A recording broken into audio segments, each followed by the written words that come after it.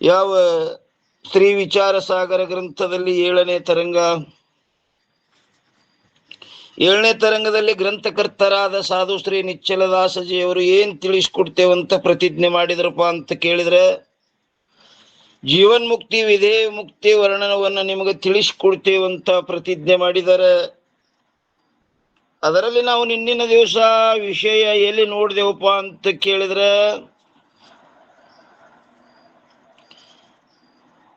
39ನೇ ದುಹಾ ಏನ್ ಹೇಳ್ತಾರಲ್ಲಿ, ಶುಭ ಸಂತತಿ ರಾಜ ಉಪಾಸನೆ ಮಾಡಬೇಕು, ಉಪಾಸನೆಗೆ ಯೋಗ್ಯವಾದ ದೇವರು ಯಾರು ಅಂತ ಎಲ್ಲ ಪಂಡಿತರನ್ನು ಕರೆಸಿ ಪ್ರಶ್ನೆಯನ್ನು ಮಾಡಿದ. ಅದಕ್ಕೆ ಅದರಲ್ಲಿ ಒಬ್ಬ ವಿಷ್ಣು ಉಪಾಸಕ ಎದ್ದು, ಯಾವಾಗಲೂ ಎಚ್ಚರವಾಗಿರೋ ದೇವರು ಯಾರಪ್ಪ ಅಂದ್ರೆ ವಿಷ್ಣು, ಅವನು ಉಪಾಸನೆಯನ್ನು ಮಾಡ್ರಿ ಅಂತ ಹೇಳ್ತಾ ಬಂದ. 39ನೇದು ನಿನ್ನಿನ ದಿವಸ ಏನ್ ಹೇಳಿದ್ರಪ್ಪ ಅಂತ ಕೇಳಿದ್ರೆ, ಅನ್ಯ ದೇವ ಯಾತೆ ಸಬತ್ಯಾಗ ಸೇವನೀಯ ಏಕಹರಿ ಜಾಗ पूजन ध्यान करन विधि जो होए नारद पंचरात्र में सो होए. ಆ 39ನೇ ದುವಾದ ಅರ್ಥ ಏನ್ ಹೇಳ್ತಾರಪ್ಪ ಅಂತ ಕೇಳಿದ್ರೆ, ಯಾವಾಗಲೂ ಜಾಗೃತನಾಗಿರುವಂಥ ಹರಿ ಅಂದ್ರೆ ವಿಷ್ಣು ಒಬ್ಬನೇ, ಪೂಜಿಸಿಕೊಳ್ಳಲು ಯೋಗ್ಯನಾಗಿರುವನು. ಆ ವಿಷ್ಣು ಒಬ್ಬನೇ ಪೂಜಿಸಿಕೊಳ್ಳಲು ಅವನು ಒಬ್ಬನೇ ಯೋಗ್ಯದನ. ಆದ್ದರಿಂದ ಬೇರೆ ಎಲ್ಲ ದೇವತೆಗಳನ್ನು ತ್ಯಾಗ ಮಾಡಿ, ಮತ್ತೇನೇನೇನು ಎಷ್ಟೋ ಮಂದಿ ದೇವತೆಗಳೆಲ್ಲ ಅವೆಲ್ಲ ತ್ಯಾಗ ಮಾಡಿ ಪೂಜಿಸುವ ಹಾಗೂ ಧ್ಯಾನಕರನ ಅಂದ್ರೆ ಆ ಪರಮಾತ್ಮನ ಸ್ವರೂಪವನ್ನು ಕುರಿತು ಚಿಂತನೆ ಮಾಡುವ ಯಾವ ವಿಧಿ ಅಂದ್ರೆ ನೇಮಾದಿಗಳು ಇರುವವು, ಅವು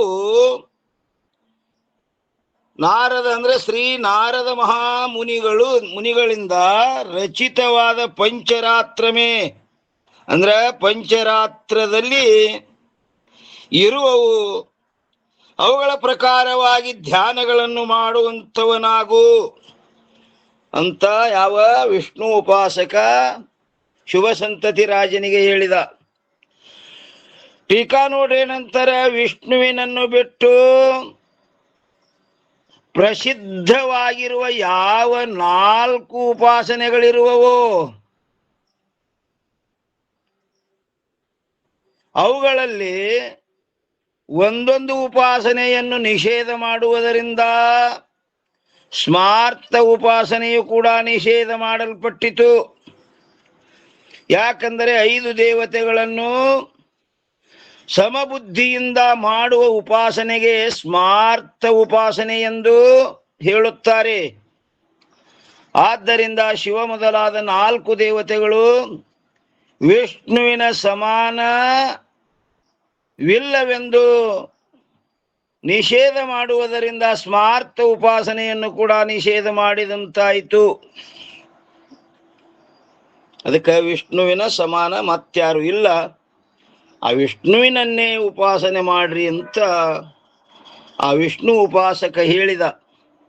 ಇವತ್ತಿನ ದಿವಸ 502ನೇ ಅಂಕ ಶಿವೋಪಾಸಕನ ಉತ್ತರ. ಅದರೊಳಗೆ ಒಬ್ಬ ಮತ್ತೆ ಶಿವೋಪಾಸಕ ವಿಷ್ಣು ಉಪಾಸಕಂದಾದ ಬಳಿಕ ಶಿವೋಪಾಸಕ ಎದ್ದು ನಿತ್ತವ ಏನ್ ಹೇಳ್ತಾನ, 40ನೇ ಚೌಪಾಯಿ. ಶಿವಸೇವಕ ಮುನಿ ಸುನಿತಿ ಬೈನಾ ಕ್ರೋಧ ಸಹಿತ ಬೋಲೋ ಚನ ನೈನಾ ಸುನ ರಾಜನ್ ಬಾನಿ ಏಕ ಮೋರೆ ಯಾಮೈ ವಚನ ಪ್ರಮಾಣ ಕರೋರಿ. ಓಂ ನಮ ಶಿವರ್. ಎಲ್ಲರಿಗೂ ಕೇಳಿಸ್ತದಿಲ್ರಿಪ್ಪ? ಕೇಳಿಸ್ತದಲ್ರಿಪ್ಪ. ದುಂಡಯ್ಯಪ್ಪಗಳು ಇದನ್ನು ವಿಡಿಯೋ ಬಂದ್ ಮಾಡ್ರಿ, ರುದ್ರಮ್ಮ ದುಂಡಯ್ಯಪ್ಪಗಳು.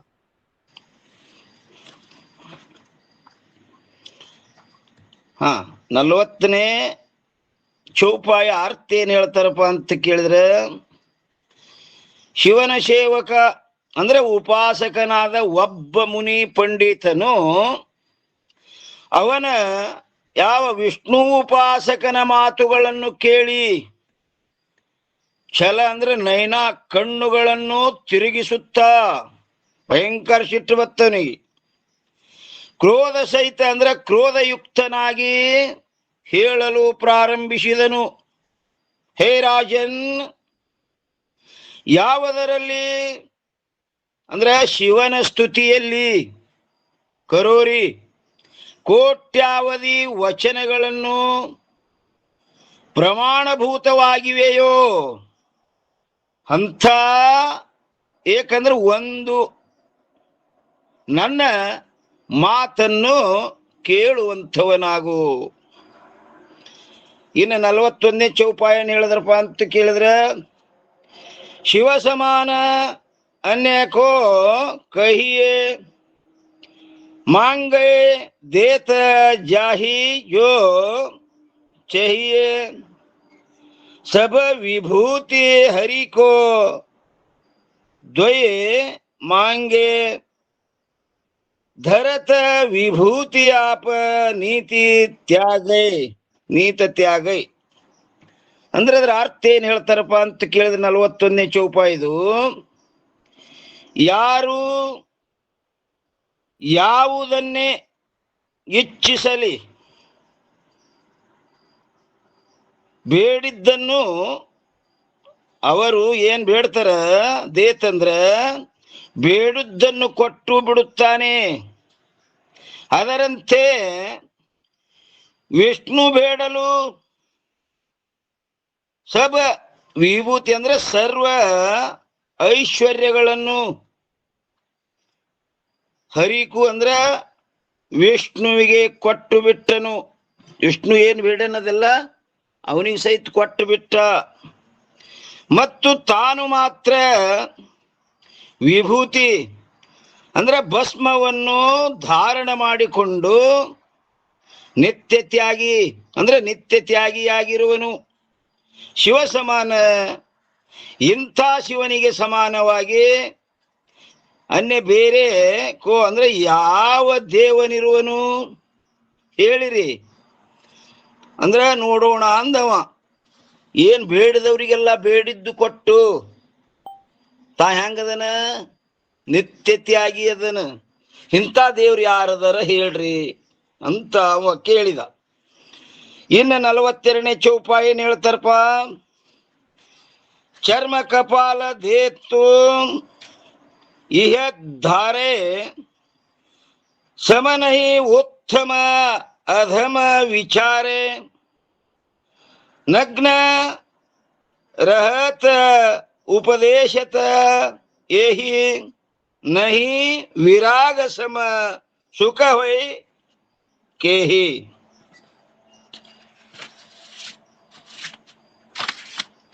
ಅರ್ಥ ಏನ್ ಹೇಳ್ತಾರಪ್ಪ ಅಂತ ಕೇಳಿದ್ರೆ, ಎಷ್ಟು 42ನೇ ಚೌಪಾಯಿದು ಉತ್ತಮ ಮಧ್ಯಮ ಅಂದ್ರೆ ಶ್ರೇಷ್ಠ ಕನಿಷ್ಠಗಳೆಂಬ ಭೇದ ಭಾವವು ಶಿವನಿಗೆ ಇರುವುದಿಲ್ಲ.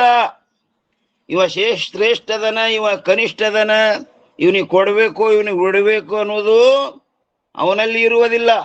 ಸಮ ಅಂದ್ರ ಸರ್ವದರ ಬಗ್ಗೆ ಅವನಿಗೆ ಸಮಭಾವವಿರುವುದು. ಇಹಿ ಅಂದ್ರೆ ಇದೇ ಕಾರಣದಿಂದ ಗಜ ಚರ್ಮವನ್ನುಟ್ಟಿದ್ದಾನೆ ಮತ್ತು ಕಪಾಲ ಅಂದ್ರೆ ಕೈಯಲ್ಲಿ ತಲೆ ಬುರುಡೆಯನ್ನು ಧರಿಸಿದ್ದಾನೆ. ಮತ್ತು ವೈರಾಗ್ಯಕ್ಕೆ ಸರಿ ಸಮಾನವಾದ ಸುಖವು ಯಾವುದು? ಆ ವೈರಾಗ್ಯಕ್ಕೆ ಸರಿ ಸಮಾನವಾದ ಸುಖ ಯಾವುದದ? ಮತ್ತು ವೈರಾಗ್ಯಕ್ಕೆ ಸರಿ ಸಮಾನವಾದ ಸುಖವು ಯಾವುದು ಇರುವುದಿಲ್ಲವೆಂದು ಉಪದೇಶ ಅಂದ್ರೆ ಉಪದೇಶ ಮಾಡುವ ನಿಮಿತ್ತದಿಂದಲೇ ಏನು ನಗ್ನ ರಹತ್ ಅಂದ್ರೆ ದಿಗಂಬರನಾಗಿರುತ್ತಾನೆ.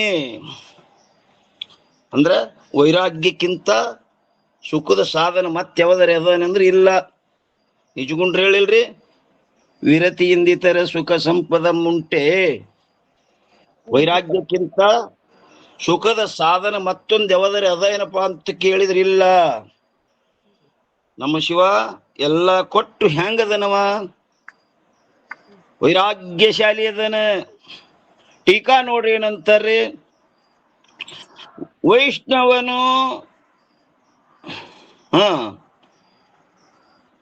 ಏನ್ರಿ ಚರ್ಮ ಕಪಾಲ ಮೊದಲಾದ ನಿಂದಿತ ವಸ್ತುಗಳನ್ನು ಧಾರಣ ಮಾಡಿದ್ದರ ಬಗ್ಗೆ ಆಕ್ಷೇಪ ಮಾಡಿದನು. ಅದಕ್ಕೆ ಸಮಾಧಾನವು ಈ ಪ್ರಕಾರವಿರುತ್ತದೆ. ಅಂದ್ರೆ ಅವ ಏನ್ ಹೊಂದಿದ್ದ, ಅವ ಚರ್ಮ ಸುತ್ತುಕೊಂಡನ, ಕೈಯಾಗ ತಲೆಬುರುಡು ಹಿಡ್ಕೊಂಡನ, ಅವನ ಧ್ಯಾನ ಮಾಡ್ಲಿಕ್ಕ ಅದು ಯೋಗ್ಯ ಇಲ್ಲ, ಅದು ನಿಂದಿಸ್ಲಿಕ್ಕೆ ಯೋಗ್ಯದ ಅಂತ ಅವ ಹಿಂಗೇನ್ ಮಾಡಿದ, ಆ ವಸ್ತುಗಳನ್ನು ಧಾರಣ ಮಾಡಿದ್ದರಿಂದ ಆ ಬಗ್ಗೆ ಆಕ್ಷೇಪ ಮಾಡಿದ್ದನ್ನು ಅದಕ್ಕೆ ಸಮಾಧಾನವು ಈ ಪ್ರಕಾರವಿರುತ್ತದೆ. ಏನದಪ್ಪ ಅಂತ ಕೇಳಿದರೆ, ಮಹಾದೇವನಿಗೆ ಸರ್ವ ಪದಾರ್ಥಗಳಲ್ಲಿ ಅನ್ನೋದ್ರ ಮ್ಯಾಗ ಒಂದು ಟಿಪ್ಪಣಿ ಅದ ನೋಡ್ರಿ, 532.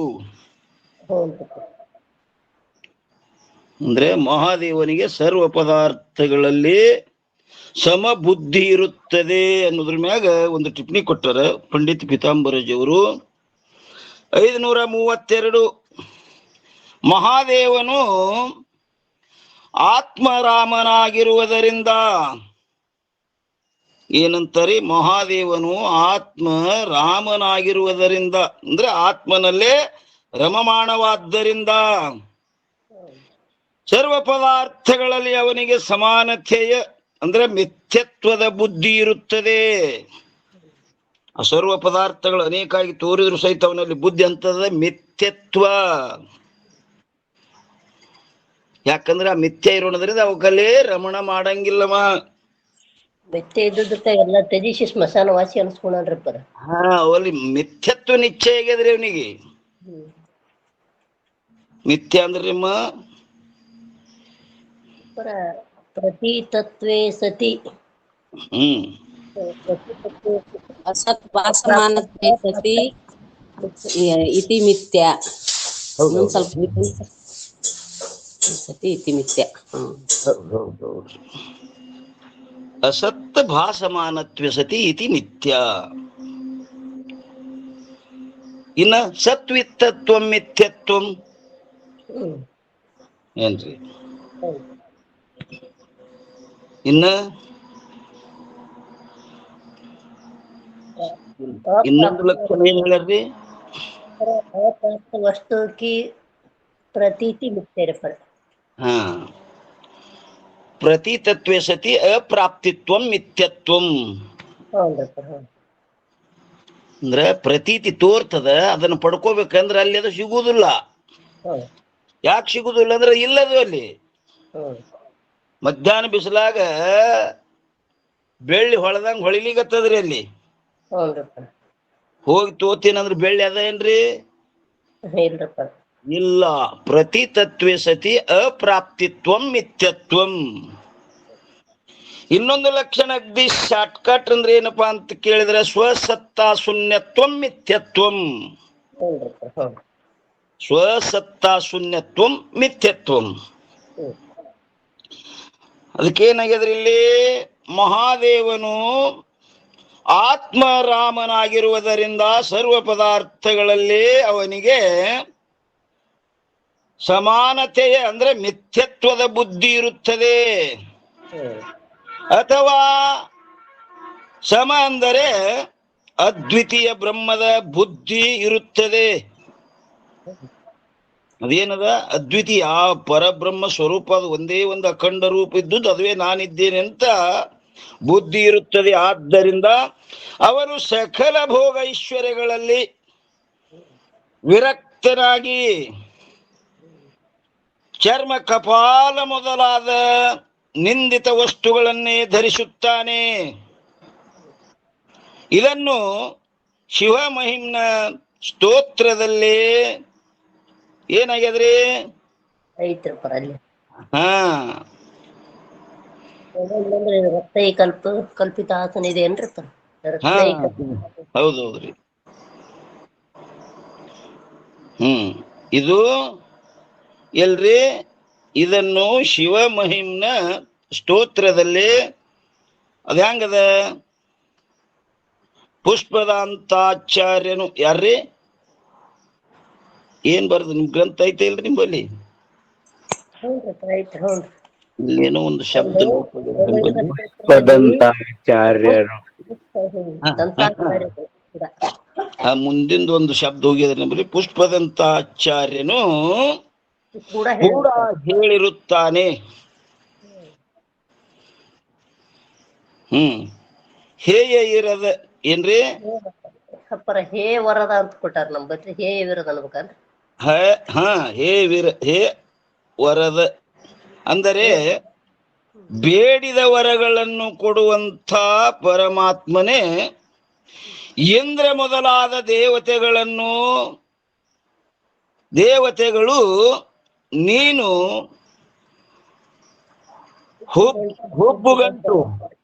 ಹುಬ್ಬುಗಂಟು ಹಾಕುವುದರಿಂದಲೇ ಏನ್ರಿ ಹುಟ್ಟಿದ ಆಯಾಯ ಅಷ್ಟೈಶ್ವರ್ಯ ಸಂಪತ್ತುಗಳನ್ನು ತೆಗೆದುಕೊಂಡು ಹೋಗಿರುತ್ತಾರೆ.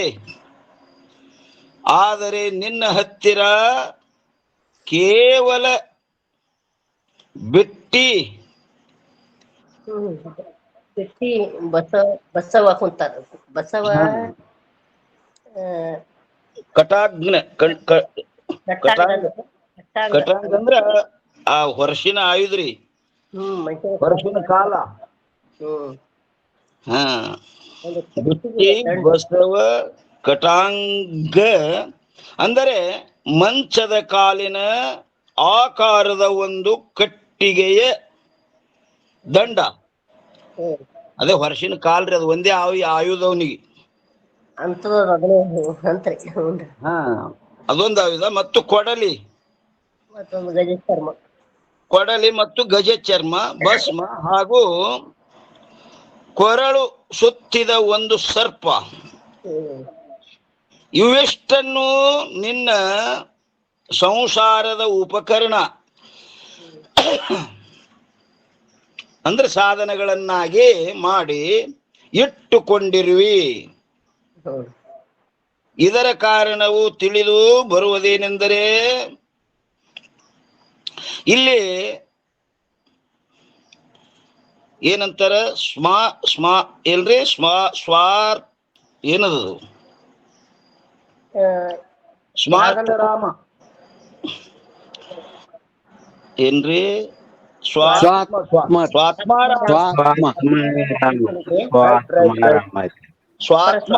ಪುರುಷನಿಗೆ ಅಂತರಾಮ ಸ್ವಾತ್ಮಾರಾಮ ಪುರುಷನಿಗೆ ವಿಷಯ ರೂಪ ಮೃಗಜಲವು ಅವನಿಗೆ ಹ್ಯಾಂಗ್ ತೋರ್ಯದಪ್ಪ ಅಂತ ಕೇಳಿದ್ರೆ, ವಿಷಯಗಳು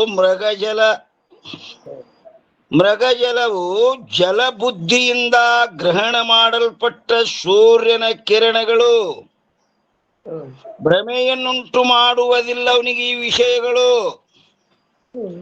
ಹ್ಯಾಂಗ ಮೃಗಜಲ ಹರಿದಂಗ ಹರಿತದ, ಮೃಗಗಳು ಹ್ಯಾಂಗ ಓಡ್ಯಾವಲ್ಲ ಹಾಂಗ ಇವ ಈ ವಿಷಯಗಳ ಬೆನ್ನ ಹತ್ತನೇನಂದ್ರ ಹತ್ತಂಗಿಲ್ಲ. ಯಾಕವು ಕೇವಲ ತೋರಿಕೆವ ವಸ್ತುಗಳಿಲ್ಲ ಅಂತ ನಿಶ್ಚಯದವನಿಗೆ. ಏನ್ರಿ ಸಾಂಕೇತಿಕನೇ ದರ್ಶ್ಯಾರ ನೋಡ್ರಿ. ಹೌದೌದೌದ್ರಿ. ಎಲ್ಲಿ ಬಂದಿತ್ರಿಮ್ಮ ಇದು ಟಿಪ್ಪಣಿ? ಶಿವನ ಏನ್ರಿ ಮಹಾದೇವನಿಗೆ ಸರ್ವ ಪದಾರ್ಥಗಳಲ್ಲಿ ಸಮಬುದ್ಧಿ ಇರುತ್ತದೆ. ಟೀಕಾದ ಬಂದದ್ ನೋಡ್ರಪ್ಪ. ಟೀಕಾದ ಕೊನೆಗೆ ಬಂದದ ನೋಡ್ರಿ. ಏನದ್ರಿ, ವೈಷ್ಣವನು ಚರ್ಮ ಕಪಾಲ ಮೊದಲಾದ ನಿಂದಿತ ವಸ್ತುಗಳನ್ನು ಧಾರಣ ಮಾಡಿದ್ದರ ಬಗ್ಗೆ ಆಕ್ಷೇಪ ಮಾಡಿದ್ದನ್ನು ಅದಕ್ಕೆ ಸಮಾಧಾನವು ಈ ಪ್ರಕಾರವಿರುತ್ತದೆ. ಮಹಾದೇವನಿಗೆ ಸರ್ವ ಪದಾರ್ಥಗಳಲ್ಲಿ ಸಮಬುದ್ಧಿ ಇರುತ್ತದೆ. ಒಂದು ಶ್ರೇಷ್ಠ ಒಂದು ಕನಿಷ್ಠ ಹಿಂಗಲ್ಲಿ ಅವನಿಗೆ ಭೇದ ಜ್ಞಾನ ಇಲ್ಲ, ಎಲ್ಲ ಸಮ. ಅದರಲ್ಲಿ ರಾಗನೂ ಇಲ್ಲ, ದ್ವೇಷನೂ ಇಲ್ಲ. ಯಾಕೆ? ಒಂದೇ ಒಂದು ಆ ಪರವಸ್ತು ಅದ, ಅದರ ವ್ಯತಿರಿಕ್ತ ಮತ್ತೊಂದು ಇಲ್ಲವೇ ಇಲ್ಲ ಅಂತ ನಿಶ್ಚಯದವನಿಗೆ. ದ್ವಿತೀಯ ಪಾದದ ಅನ್ವಯವು ಈ ಪ್ರಕಾರವಿರುತ್ತದೆ. ಸಮವಿಚಾರ ಅಂದರೆ ಶ್ರೇಷ್ಠ ಕನಿಷ್ಠಗಳೆಂಬ ವಿಚಾರವಿರುವುದಿಲ್ಲ.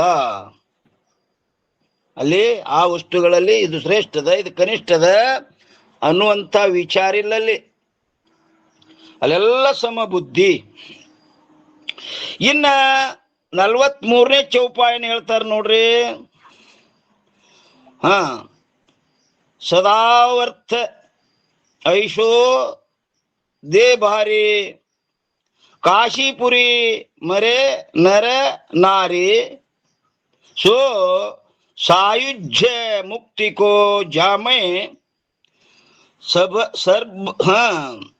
ಸರ್ಬವಾಸ್ ಕಂಠಕ ಗರ್ಭವಾಸ ಸಕಂಠ ನಹಿ ಪಾವೆ. ಅದ್ರ ಅರ್ಥ ಏನ್ ಹೇಳ್ತಾರಪ್ಪ ಅಂತ ಕೇಳಿದ್ರ, ನರನಾರಿ ಅಂದ್ರೆ ಯಾವ ಸ್ತ್ರೀ ಪುರುಷರು ಸದಾವರ್ತ ಐಶೋ ದಿನಾಲು ಅಂದ್ರೆ ದೀನ ದಲಿತರಿಗೆ ಅಂದ್ರೆ ದೀನ ದಲಿತರಿಗೆ ಅನ್ನದಾನದಂತಹ ದಾನಗಳನ್ನು ದೇಭಾರಿ ಅಂದ್ರೆ ಅಧಿಕ ಪ್ರಮಾಣದಲ್ಲಿ ಮಾಡುತ್ತಾ, ಕಾಶಿಪುರಿ ಅಂದ್ರೆ ಶಿವನ ವಾಸಸ್ಥಾನವಾದ ಕಾಶಿ ಪಟ್ಟಣದಲ್ಲಿ, ಮರೆ ಅಂದ್ರೆ ಶರೀರವನ್ನು ತ್ಯಾಗ ಮಾಡುತ್ತಾರೆ ಅಂಥವರಿಗೆ ಗರ್ಭವಾಸ ಅಂದ್ರೆ ಪುನಃ ತಾಯಿಯ ಗರ್ಭಕ್ಕೆ ಬರುವಂಥ ಸಂಕಟ ಅಂದ್ರೆ ಮಹಾ ದುಃಖವು ನಹಿ ಪಾವೆ ಪ್ರಾಪ್ತವಾಗುವುದಿಲ್ಲ. ಮತ್ತು ಅವರು ಜಾಮೈ ಕೈಲಾಸಕ್ಕೆ ಹೋಗಿ ಸಾಯುಜ್ಯ ಮುಕ್ತಿಗೂ ಅಂದ್ರೆ ಸಾಯುಜ್ಯ ಮುಕ್ತಿ ಎಂಬ ಪದವಿಯನ್ನು ಹೊಂದುತ್ತಾರೆ. ಇನ್ನು 44ನೇ ಚೌಪಾಯ ಏನ್ ಹೇಳ್ತಾರೆ? 4ನೇದ್ ನೋಡ್ರಿ, ಇದು ಸಾಲೋಕ್ಯ ಸಾಮೀಪ್ಯ ಸಾರೂಪ್ಯ, ಇದು ಕೊನೆದು ಸಾಯುಜ್ಯ ರೀ. ಕೊನೆದು ಸಾಯುಜ್ಯ ನೋಡ್ರಿ. ಇಲ್ಲೊಂದು ಟಿಪ್ಪಣಿ ಕೊಟ್ಟಾರೇನ್ರಿ? ಒಂದ್ ಕೊಟ್ರ, ಸಾಯುಜ್ಯ ಬಗ್ಗೆನೇ ಕೊಟ್ರ ನೋಡ್ರಿ ಪರಿಧಿ. ಸಾಯುಜ್ಯ ಮುಕ್ತಿ ಎಂಬ ಪದವಿಯನ್ನು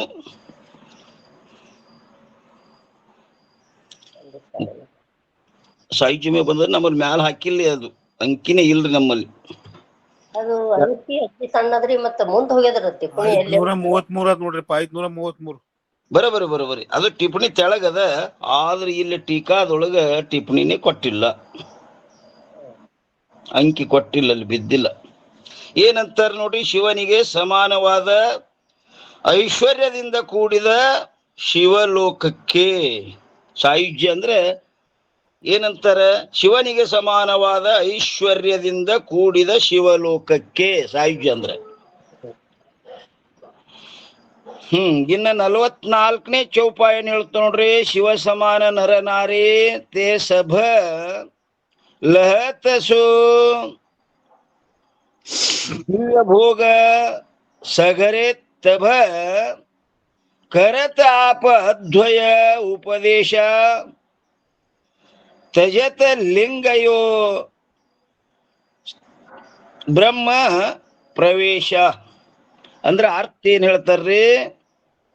ಆವಾಗ ಅಂದ್ರ ತೇ ಸಭ ನರ ನಾರಿ ಅಂದ್ರೆ ಆ ಸಾಯುಜ್ಯ ಪದವಿಯನ್ನು ಹೊಂದಿದ ಸ್ತ್ರೀ ಪುರುಷರೆಲ್ಲರೂ ಶಿವ ಸಮಾನ ಅಂದ್ರೆ ಶಿವನಿಗೆ ಸಮಾನವಾದ ಆ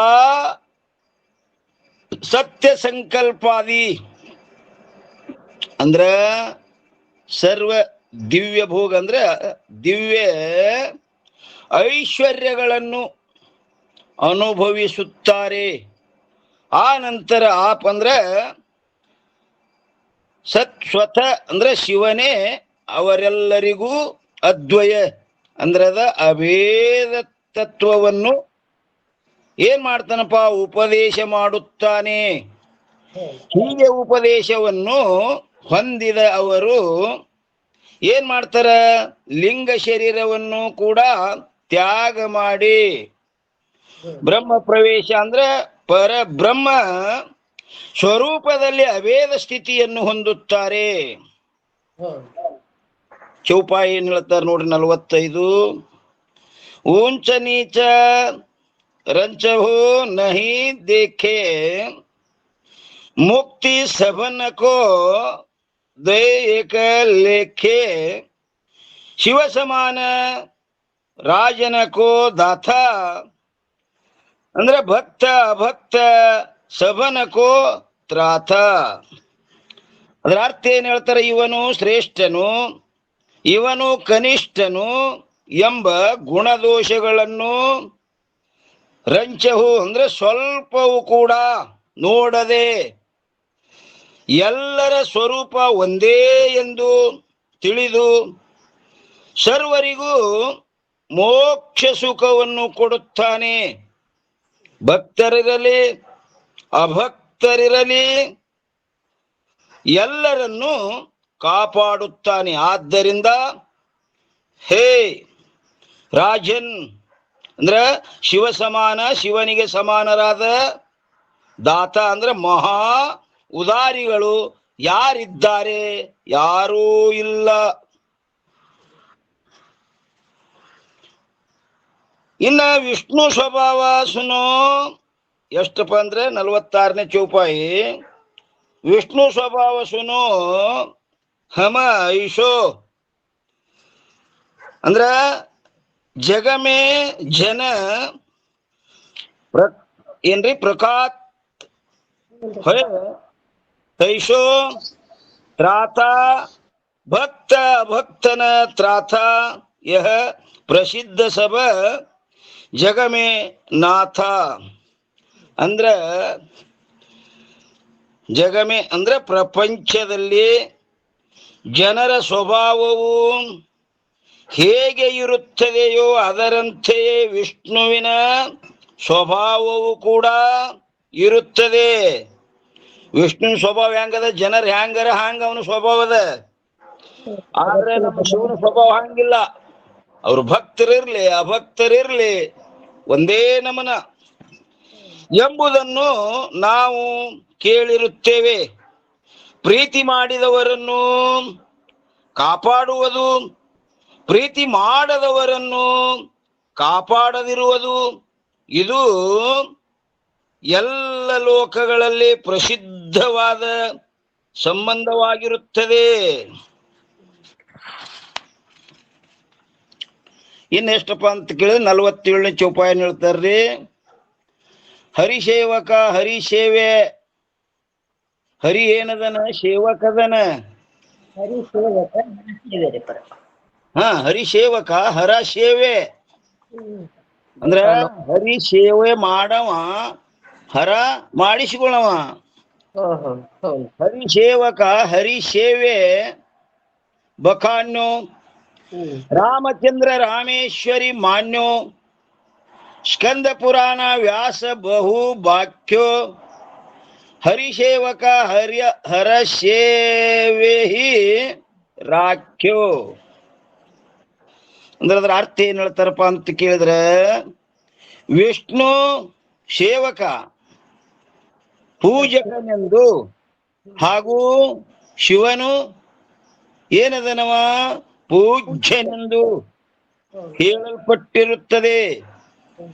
ಅದರಂತೆ ರಾಮಚಂದ್ರ ಅಂದ್ರೆ ವಿಷ್ಣುವಿನ ಅವತಾರವಾದ ಶ್ರೀರಾಮಚಂದ್ರನು ಸಂಕಟ ನಿವಾರಣೆಗೋಸ್ಕರ ರಾಮೇಶ್ವರ ಅಂದ್ರೆ ರಾಮೇಶ್ವರವೆಂಬ ಶಿವಲಿಂಗವನ್ನು ಆರಾಧಿಸಿರುತ್ತಾನೆ. ಮತ್ತು ಸ್ಕಂದ ಪುರಾಣ ಅಂದ್ರೆ ಸ್ಕಂದ ಪುರಾಣದಲ್ಲಿಯೂ ಕೂಡ ಶ್ರೀ ವ್ಯಾಸ ಮಹರ್ಷಿಗಳು ವಿಷ್ಣು ಸೇವಕ ಪೂಜಕನೆಂದು ಹಾಗೂ ಶಿವನು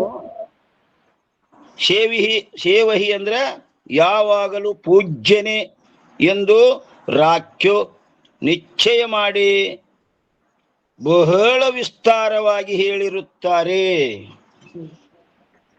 ಯಾಕಂದ್ರ ಅವ ಪೂಜಾ ಮಾಡೇನ್ರಿ, ಅವ ವಿಷ್ಣು ಪರಮಾತ್ಮಂದು. ರಾಮೇಶ್ವರ ಸ್ಥಾಪನಾ ಮಾಡಿದ್ರಲ್ರಿ ಅಲ್ಲಿ ಪೂಜೆ ಮಾಡಂತ. ಮತ್ತ ಅವನಿಗೆ ಇವೆಲ್ಲ ಈ ಚಕ್ರ ಮತ್ತು ಇವೆಲ್ಲ ಕೊಟ್ಟದ್ದು ಯಾರು ರೀ? ಅವು ಪರಮಾತ್ಮನವೇ ಇವೆಲ್ಲ. ಮತ್ತ ಅಲ್ಲಿ ಸಹಸ್ರದಳ ಕಮಲವನ್ನು ಅರ್ಚನೆ ಮಾಡಿ ಪೂಜೆ ಮಾಡ್ಯ ನೋಡ್ರಿ ಪರ. ಅಲ್ಲಿ ಪೂಜಾ ಮಾಡುದರಿಂದ ಅಲ್ಲಿ ಪ್ರತ್ಯಕ್ಷ ಅವನಿಗೆ ಪ್ರಸನ್ನಾಗಿ ಕೊಟ್ಟನವೆಲ್ಲ. ನೇತ್ರನೇ ಕಮಲ ಸದೃಶ್ಯವಾಗಿ ತನ್ನ ನೇತ್ರನೇ ಅರ್ಪಿಸಿದ್ ನೋಡ್ರಿ ಪರ. ಅದ್ಯಾಕೆ ಅರ್ಪಿಸಿದ್ರಮ್ಮ ನೇತ್ರ? ಅಲ್ಲಿ 1,000 ದಳ ದಿನ ನೇಮ ಇಟ್ಕೊಂಡಿದ್ದನ್ರಿ ಪರ. ಪೂಜೆ ಮಾಡಾಗ ಗುಣ ಪರೀಕ್ಷೆ ಮಾಡಾಕ 1 ದಳ ಕಡಿಮೆ ಐತ್ರಿ ಪರ. ಶಿವ ಕಡಿಮೆ ಮಾಡಿದನ್ರಿ. ಅದು ಅವನು ಶ್ರದ್ಧಾ ಭಕ್ತಿ ನೋಡುಗೋಸ್ಕರವಾಗಿ.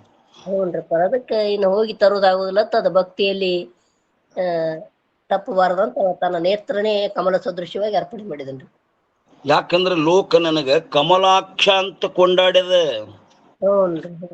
ಅಕ್ಷ ಅಂದ್ರೆ ಕಣ್ಣ. ಅಂದ್ರ ಇಲ್ಲೊಂದು ಕಮ್ಮ ಬೀಳ್ತದ, ನನ್ನ ಪೂಜ್ಯ ಭಂಗ ಆಗ್ತದಂತ ಹೇಳಿ ಏನ್ ಮಾಡಿದಪ್ಪ, ಪರಮಾತ್ಮನ ಪೂಜೆ ಮಾಡುವಾಗ ತನ್ನ ಕಣ್ಣನ್ನೇ ಅರ್ಪಿಸಿದ. ಅದಕ್ಕೆ ಪರಮಾತ್ಮ ಮೆಚ್ಚಿ ತನ್ನ ಏನಿದ್ದು ಎಲ್ಲ ತನ್ನ ಐಶ್ವರ್ಯಗಳನ್ನೆಲ್ಲ ಅವನಿಗೆ ಧಾರೆ ಎರ್ದನ.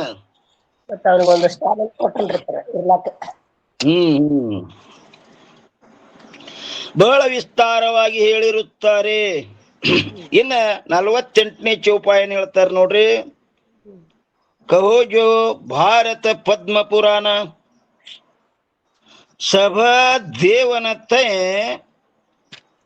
ಹರಿ अधिकाना भारत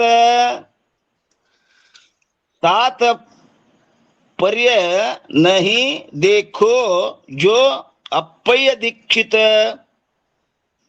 बुध लेखो. ಅಂದ್ರೆ ಮಹಾಭಾರತ ಹಾಗೂ ಪದ್ಮ ಪುರಾಣ ಅಂದ್ರೆ ಪದ್ಮ ಪುರಾಣಗಳ ಆಧಾರದ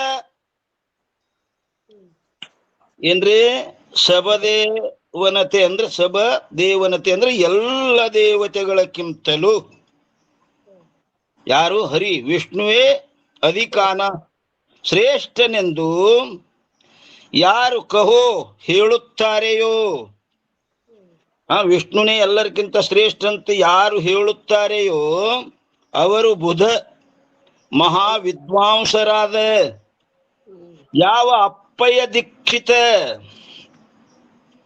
ಅಪ್ಪಯ್ಯ ದೀಕ್ಷಿತರು ಲೇಖೋ ಅಂದ್ರೆ ಬರೆದ ಭಾರತ ಮಹಾಭಾರತದ ತಾತ್ಪರ್ಯ ಅಂದ್ರೆ ತಾತ್ಪರ್ಯವನ್ನು ನೋಡಿರುವುದಿಲ್ಲವೆಂದು ತಿಳಿಯಬೇಕು. ಅಂದ್ರೆ ಮಹಾಭಾರತದ ತಾತ್ಪರ್ಯವು ಆ ತಾತ್ಪರ್ಯವನ್ನು ದೇಖ್ಯೋ ಅಂದ್ರೆ ನೋಡಿರುವುದಿಲ್ಲವೆಂದು ತಿಳಿಯಬೇಕು. ಇವ್ರೇನು ಬರ್ದಾರಂದ್ರೆ ಮಹಾಭಾರತದ ತಾತ್ಪರ್ಯ ನೋಡಿಲ್ಲ ಅಂತ್ರಿ ಇವ್ರು. ಅವ್ರಿಗೆ ತಾತ್ಪರ್ಯ ಗೊತ್ತಿಲ್ಲ. ವಿಷ್ಣುನೇ ಏನು ಶ್ರೇಷ್ಠ ಅಂತ ಹೇಳ್ತಾರಲ್ಲ, ಆ ಮಹಾಭಾರತದ ತಾತ್ಪರ್ಯ ಅವ್ರಿಗೆ ಗೊತ್ತಿಲ್ಲ. ಟೀಕಾ ನೋಡ್ರಿ ನಂತರ ಮಹಾಭಾರತ ಮೊದಲಾದ ಗ್ರಂಥಗಳಲ್ಲಿ ವಿಷ್ಣು ಸರ್ವ ದೇವತೆಗಳಿಗೂ ಪೂಜ್ಯನಾಗಿರುತ್ತಾನೆಂದು ಹೇಳಿರುತ್ತದೆ ಎಂಬುದು ಅದು ವೈಷ್ಣವನ ಅಭಿಪ್ರಾಯವಿರುತ್ತದೆ. ಅದು ವೈಷ್ಣವರು ತಮ್ಮ ಅಭಿಪ್ರಾಯ ಹಂಗ ತಿಳ್ಕೊಂಡರು. ಆದರೆ ಅದು ಸಂಭವಿಸುವುದಿಲ್ಲ. ವಿಷ್ಣುನೇ ಸರ್ವಶ್ರೇಷ್ಠ ಅಂತ ಏನು ವೈಷ್ಣವ ಹೇಳೇನ ಅದು ಸಂಭವಿಸುವುದಿಲ್ಲ. ಯಾಕಂದರೆ ಮಹಾಭಾರತದ ತಾತ್ಪರ್ಯವನ್ನು ನೋಡಿದರೆ ಶಿವನಿಗೆ ಈಶ್ವರತ್ವವಿದ್ದುದ್ದು ತೋರುತ್ತದೆ. ಆ ಈಶ್ವರತ್ವ ಯಾರಿಗದಪ್ಪ ಅಂದ್ರೆ ಶಿವನಿಗೆ. ಇದನ್ನು ಯಾರಪ್ಪ ಅಂದ್ರೆ ಅಪ್ಪಯ್ಯ ದೀಕ್ಷಿತನೆಂಬ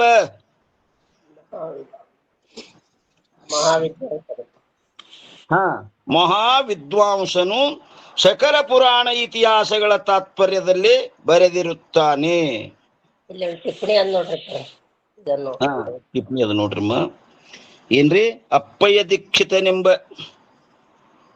ಮಹಾನ್ ಇವರು ನಮ್ಮ ಎಲ್ರಿ ಈ ದಕ್ಷಿಣದಲ್ಲಿ ಶಿವಕಾಂಚಿಪುರಿ ಅಂತ ಅದ ರೀ. ಮಹಾವಿದ್ವಾಂಸರು ಇವರು. ಇಲ್ಲಿ ಏನ್ ಬರದ ಮೊದಲು ಇದು ನೋಡನ್ರಿ ಟಿಪ್ಪಣಿ.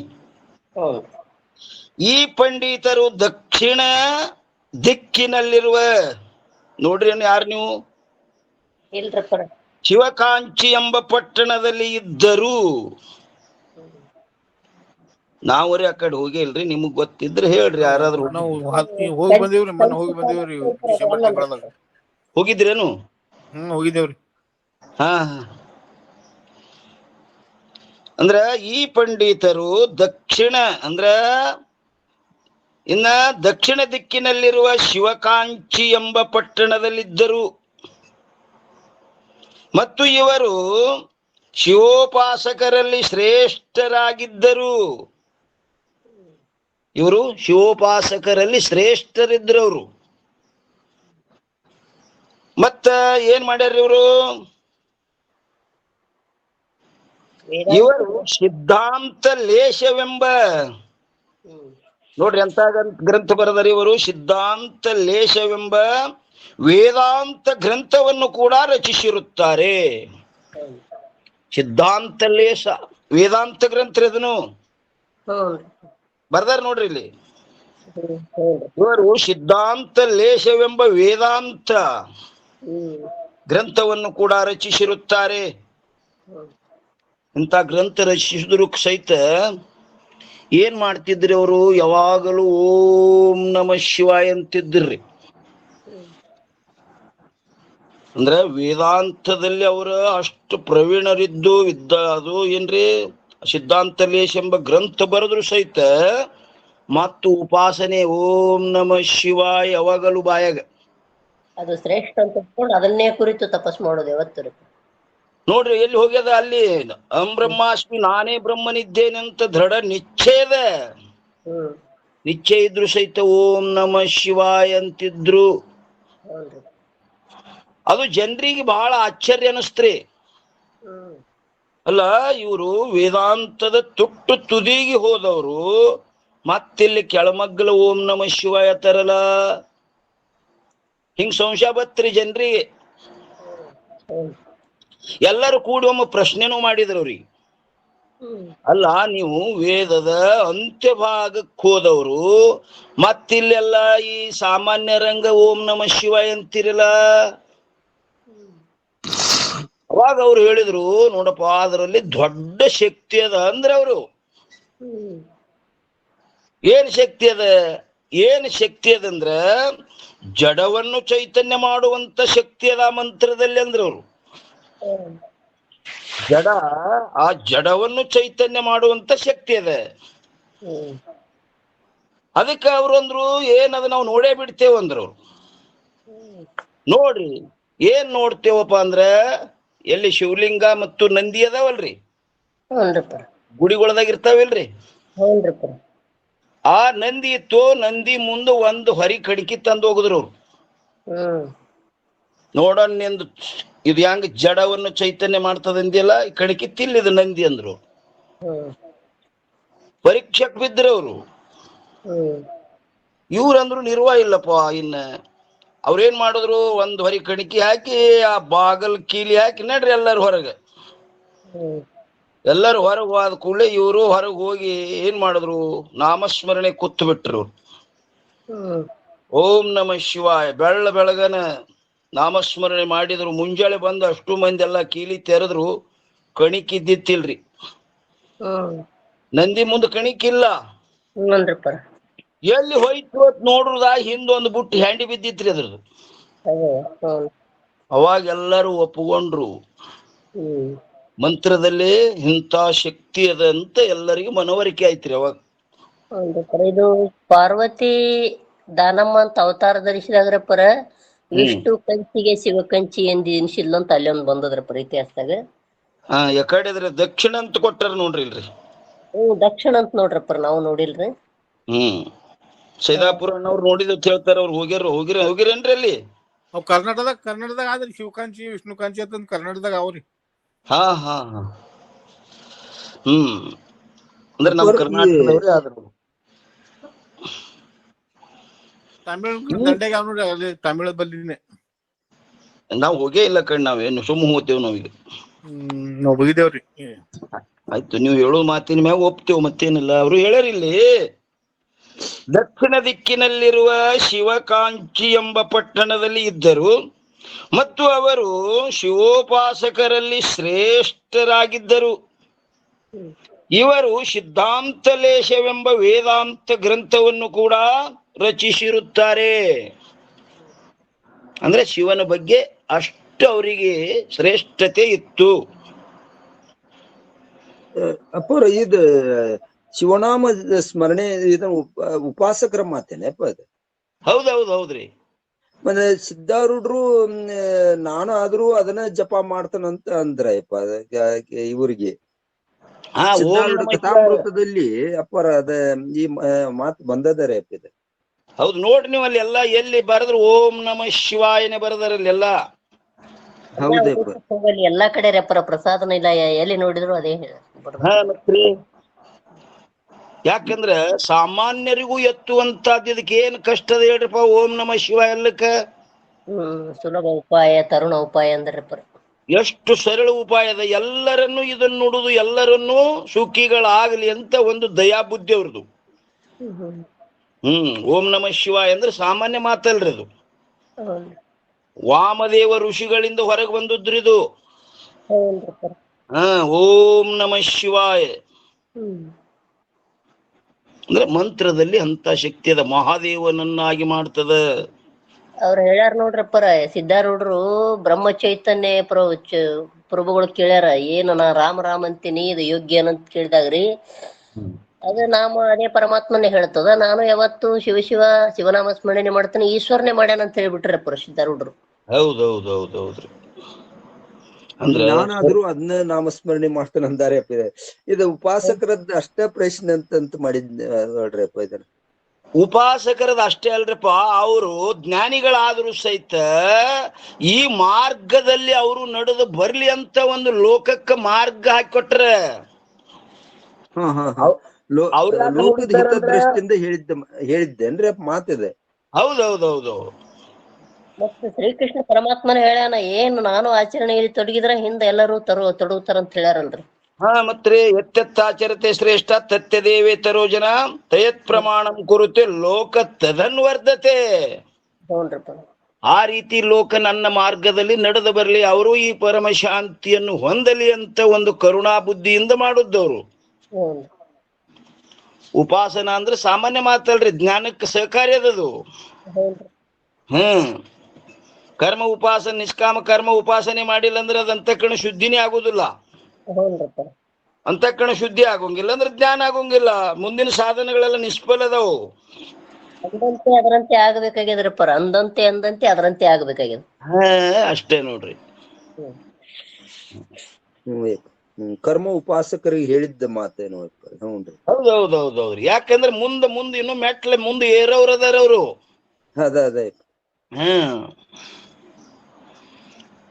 ಅದೇ ಏಕತ್ವನೇ ಹೇಳ್ತದಲ್ರಪ್ಪ ಪಂಚಾಕ್ಷರಿ ಮಂತ್ರ ಹೇಳುದೇ.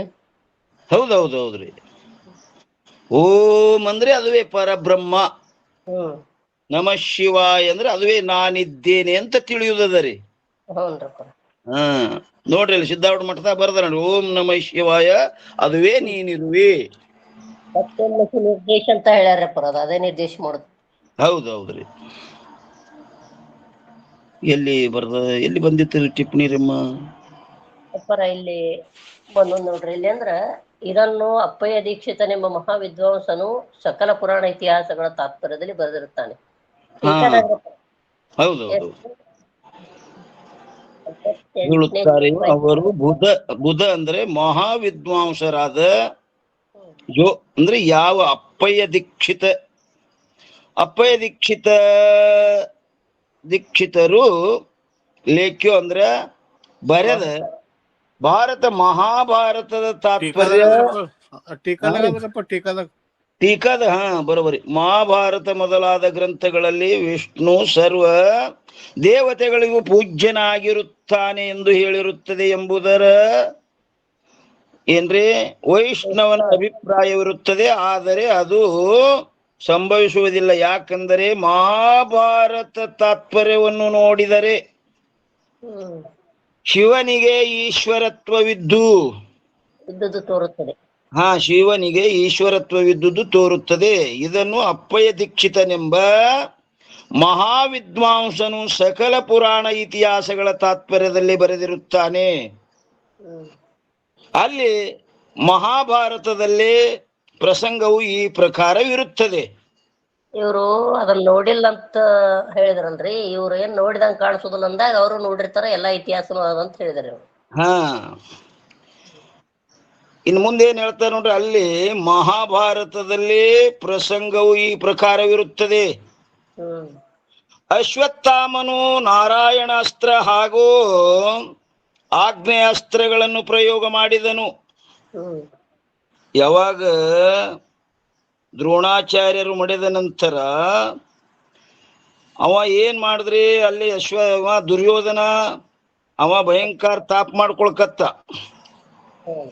ಅವನಿಗೆ ಏನ್ ಹೇಳಿ ಬಂದು ಇವತ್ತು ಎಟ್ಟೊತ್ತಿದ್ರು ಪಾಂಡವರ ಸಂಹಾರ ಮಾಡಿ ಅವ್ರ ತಲಿ ತಂದು ಅವ್ರ ಚೆಂಡ ತಂದು ತೋರಿಸ್ತೀನಿ ನಿನಗ ಅಂತ ಹೇಳಿದ್ದ ಅಶ್ವತ್ಥಾಮ.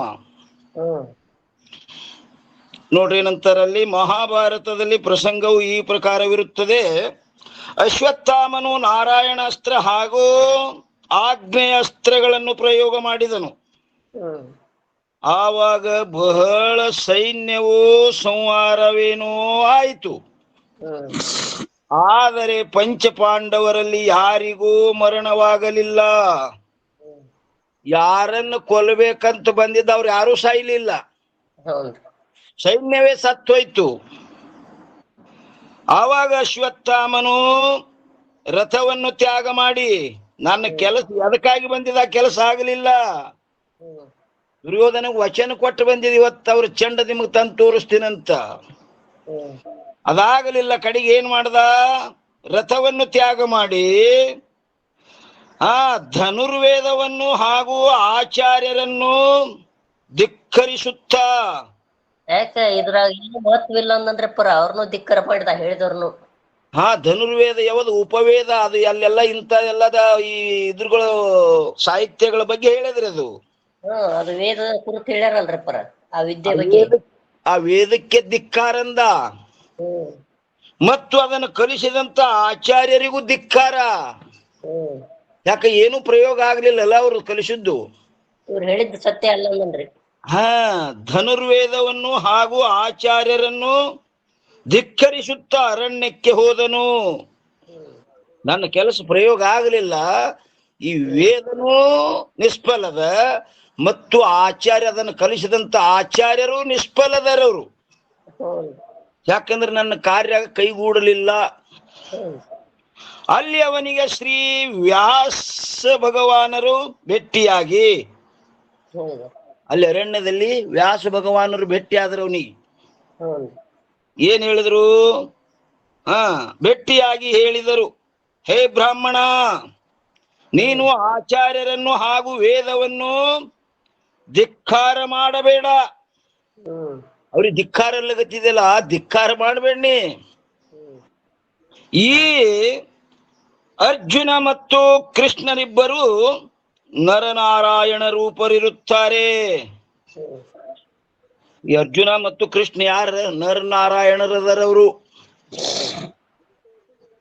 ಏನ್ರಿ? ಇವರು ಶಿವನ ಪೂಜೆಯನ್ನು ಬಹಳವಾಗಿ ಮಾಡಿರುತ್ತಾರೆ.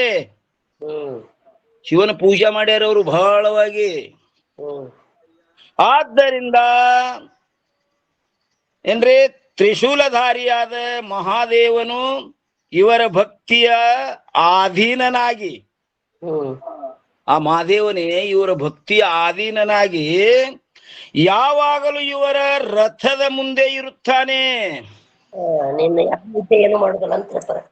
ನಿನ್ನ ಏನ್ ಮಾಡವು, ಧನುರ್ವೇದರ ಏನ್ ಮಾಡಿದ್, ನಿನ್ನ ಕಲ್ಸದ ಆಚಾರ್ಯ ಏನ್ ಮಾಡ್ಯಾರು, ಆ ಮಹಾದೇವನೇ ಇವ್ರ ಮುಂದೆ ನಿತ್ತು ಬಿಟ್ಟನ. ನಿನ್ನ ಬಂದದ ಬಾಣಗಳೆಲ್ಲ ಹೊಳ್ಳಿ ಶಕಾಡೆ ಬಿಡ್ಲಿಗತ್ತನವ. ಆದ್ದರಿಂದ ಇವರಿಬ್ಬರ ಮೇಲೆ ಪ್ರಯೋಗ ಮಾಡಿದ ಅನೇಕ ಶಸ್ತ್ರಾಸ್ತ್ರಗಳ ಸಾಮರ್ಥ್ಯವನ್ನು ಮಹಾದೇವನು ನಾಶ ಮಾಡಿಬಿಡುತ್ತಾನೆ. ಅವ್ರ ರಥದ ಮುಂದ ಸ್ವತಃ ಮಹಾದೇವನಿತ್ತನ. ನಿನ್ನ ಬಾಣಗಳು ಬಾಟಲ್ಲಿ ನಡೆಯಂಗಿಲ್ಲ. ಅದು ಬಿಟ್ಟು ಒಟ್ನಿ ಆ ವೇದಕ್ಕೂ ಧಿಕ್ಕಾರ ಮಾಡ್ತಿ, ಆಚಾರ್ಯರಿಗೂ ಧಿಕ್ಕಾರ ಮಾಡ್ತಿ. ಅವ್ರು ಏನ್ ಮಾಡ್ಬೇಕು? ಮಹಾದೇವ್ ನಿತ್ತು ಬಳಕಲ್ಲಿ ಆ ವೇದದ್ದು ನಡಿದಲ್ಲ, ಆಚಾರ್ಯರದು ನಡಿದಲ್ರಿ. ನಡೆಯುದಿಲ್ಲ. ಮಹಾದೇವ ದೊಡ್ಡ ದೇವ, ಮಹಾ ಅಂತ ಕೊಟ್ಟಾರ ನೋಡ್ರಿ ಅವನಿಗೆ. ಈ ಮಹಾಭಾರತದ ಪ್ರಸಂಗದಿಂದ ನಾರಾಯಣ ರೂಪ ಕೃಷ್ಣನ ಐಶ್ವರ್ಯವು ಮಹಾದೇವನ ಕೃಪೆಯಿಂದ ಅಂದ್ರೆ ಏನ್ರಿ ಉತ್ಪತ್ತಿಯಾಗಿರುತ್ತದೆ ಎಂಬುದು ಸಿದ್ಧವಾಗುತ್ತದೆ. ಆದ್ದರಿಂದ ವಿಷ್ಣು ಚರಿತ್ರೆಯನ್ನು ಪ್ರತಿಪಾದನೆ ಮಾಡುವಂಥ ಯಾವ ಗ್ರಂಥಗಳಿರುವವೋ ಅವು ಕೂಡ ಶಿವನ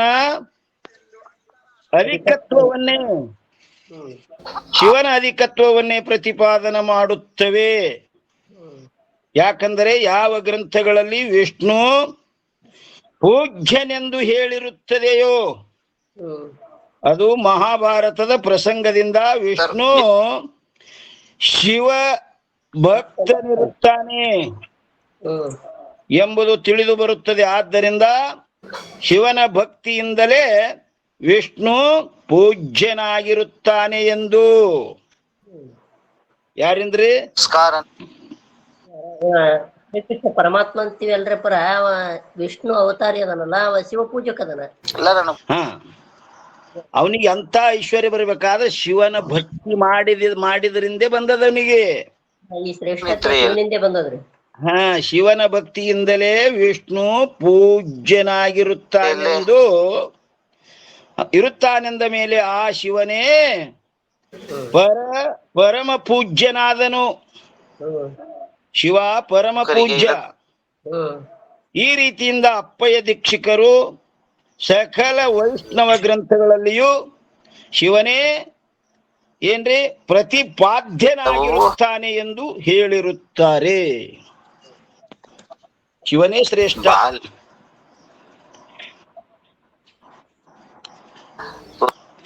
ಅಂತ ಇಲ್ಲಿ ಪರ್ಯಂತರ ಹೇಳಿದ್ರು. ಇನ್ನೂ ಮುಂದೆ ವಿಷಯ ಐತ್ರಿ.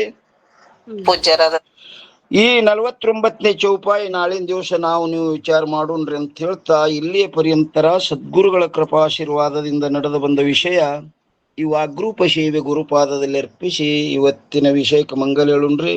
ಎಲ್ಲ ಮಹಾತ್ಮರ ಮಾತೆಯರ ಪಾದಕ್ಕೂ ನಮಸ್ಕಾರ. ಮಂಗಲ ಹೇಳ್ರಮ್ಮ.